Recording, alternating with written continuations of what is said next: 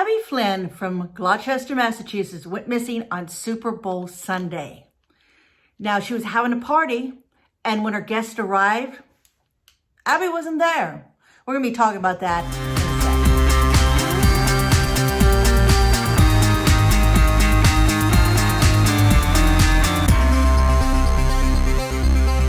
All right, so Abbie Flynn, she's 59 years old.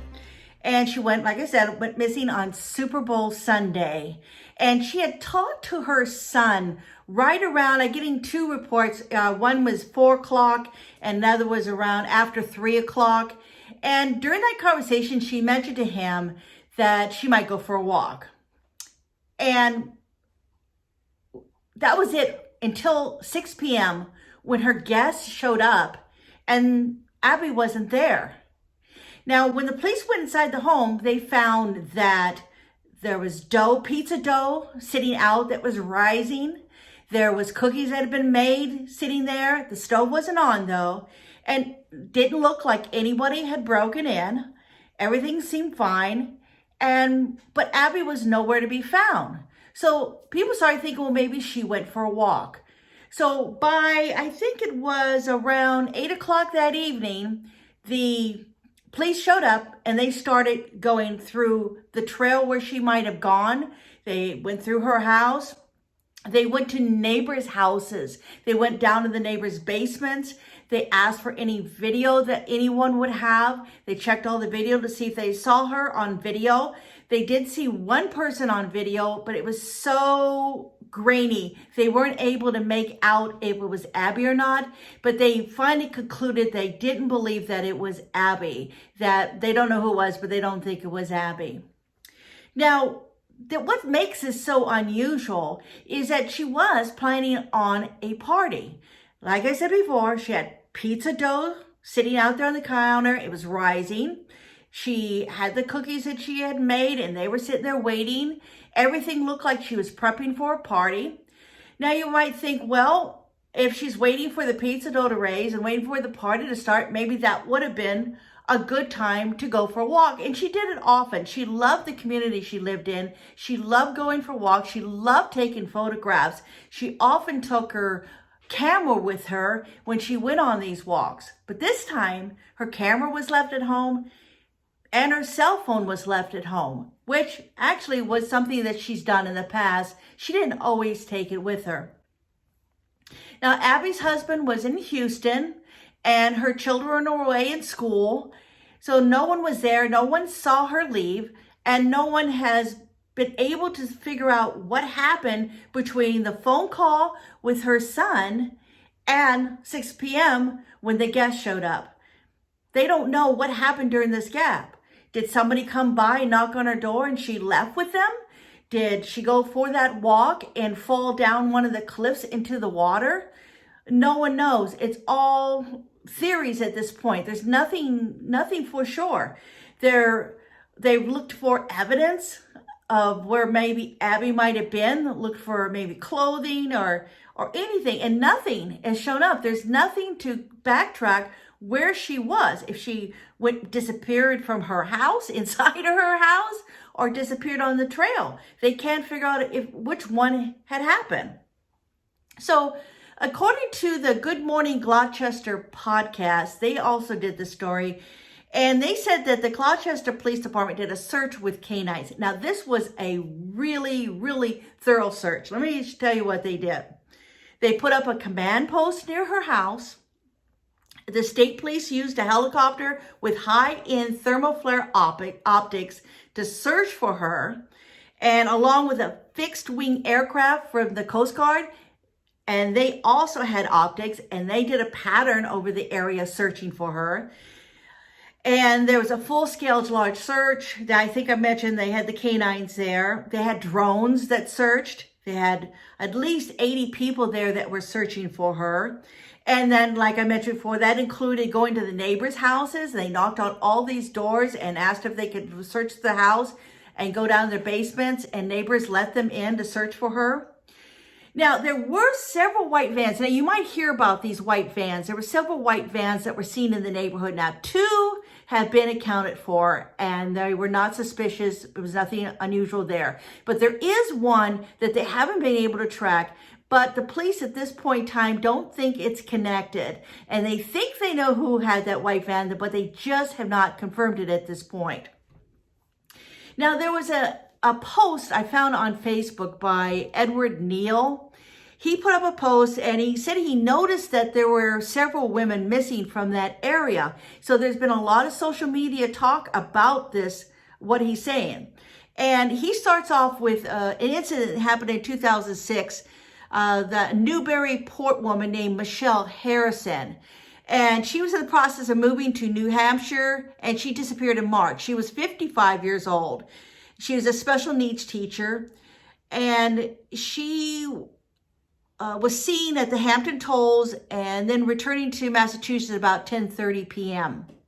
All right, she was not seen again until about a month later when a diver in Rockport Harbor found her car with her in it off the end of Granite Pier. So they don't understand. It was a tragic loss, and they can't figure out why in the world she ended up where she ended up. But that's what Edward was talking about. He also was talking about Rita Hubbard. Now, she was 43 years old, and she lived on Eastern Point Boulevard in Gloucester, and she disappeared. And she's found in the water in the vicinity of Beauport Museum. But the police have said that there was no foul play in that one. Now we go to 2016. Susan Nielsen of Rockport, she was 56, and she went missing in East Gloucester. She was reported that she took a cab from Rockport to East Gloucester to meet a man on a boat, and then she just went missing. The man showed up and she wasn't there. So some of her belongings were found at the Some of her belongings were found in the Marine Railways on Rocky Neck, and then days later, her own sons. They came over from Colorado and they found her body floating under the AmeriCorps building in East Gloucester. Then police have ruled there was no foul play in that one either. Now, there was another one, Teresa Cohen. She's 52. Now, she was just recently found. She went missing on March 17, 2018 from her home on Pinsent Road in Rockport. And her remains were found in February 2020 on Chatham Beach on the coast of Chatham, Massachusetts. Now, they determined that it's unlikely, they figured that she would be unlikely to be found alive, and that was true. They did find her, and they were very not forthcoming with a lot of information when she was found. And that is a lot of indication that likely she might have committed suicide. Now we have Abbie Flynn, 59, and she disappears from her home on Farrington Avenue. This is what Ed says, in East Gloucester while she was preparing to entertain guests at a Super Bowl party. You can throw a rock from Farrington to Eastern Point Boulevard where Rita Hubbard went in the water. So social media is aware of these things, and they've been talking about it, thinking that might be a serial killer in the area that might be going over after older women over 40. But the mayor, he came forward, he said, nope, there was no connection to any of these. And in fact, he says, quote, there's no indication, zero at all, none, that this is connected in any way to any other case or that foul play was involved. That was Police Chief Ed Conley. He told the Times on Thursday. Oh, sorry guys, my puppy is down there. So the mayor has stated that there is no connection. There's no indication, zero at all, no, none. That is connected in any way to any other cases or that foul play was involved, said the police chief, Ed Conley. He told the Times last week about that. So we're looking at 5 cases from 2006, 2010, 2016, 2018, and now 2020. And as an average of 2-year stretch between these different cases.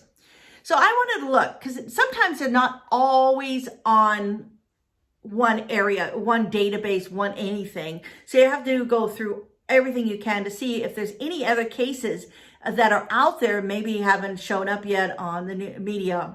So I looked at the Doe Network, and what I found was 7 cases and nothing out of Gloucester. So there's no John Doe's, Jane Doe's over there. I looked in the NamUs database, and it had several for Essex County, but they were no older than 40. So if we were going and using that as a pattern, that wouldn't fit either. So I found this. Let me read it to you. Essex County prosecutors told the Herald raids often wash up in the area of Newbury because of currents. Authorities reported partial skeleton remains found along the Newbury shoreline on January 20th and March 28th, as well as May 23rd. Now, the body of the person reportedly died within the past 2 years. Now, there was no identification of who this person was, and I have seen no other reports on that.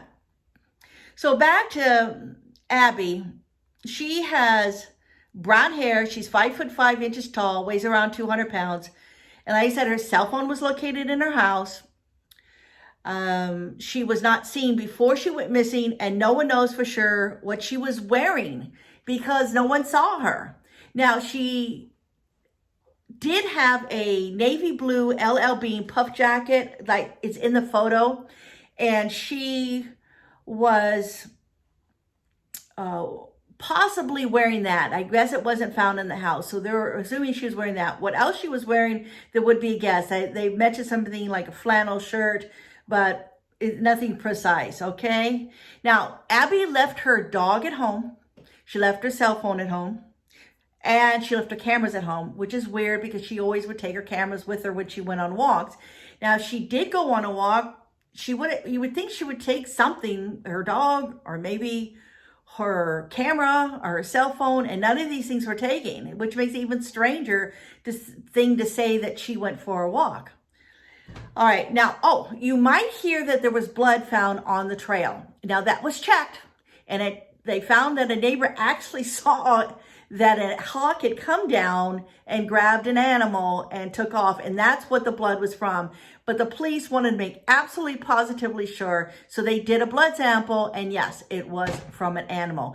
So this Gloucester Police Department, they have been thorough in this case, and they've gone through everything they could. I mean, checking people's homes, going down the basement, checking blood samples that belong to an animal, having drones, having high-end technical equipment to look for heat signature. They have done everything they possibly can.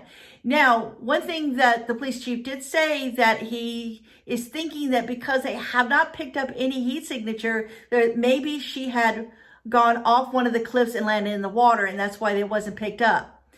I don't know. I hate to say that she slipped and fell down there.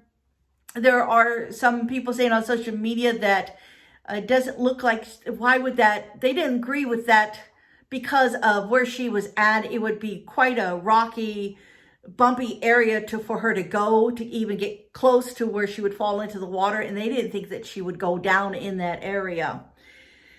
Now, the police chief is also asking for neighbors. Now, he's talked to all the neighbors, but he says if you reside near the High Popples and Farrington down through Eastern Point and they haven't talked to you yet, to please give them a call. And particularly if you have any video between that timeline of 2:30, 6:30 on Super Bowl Sunday, they really want to see that. They'll come get it. They'll come pick up the video. They're just trying to find Abbie.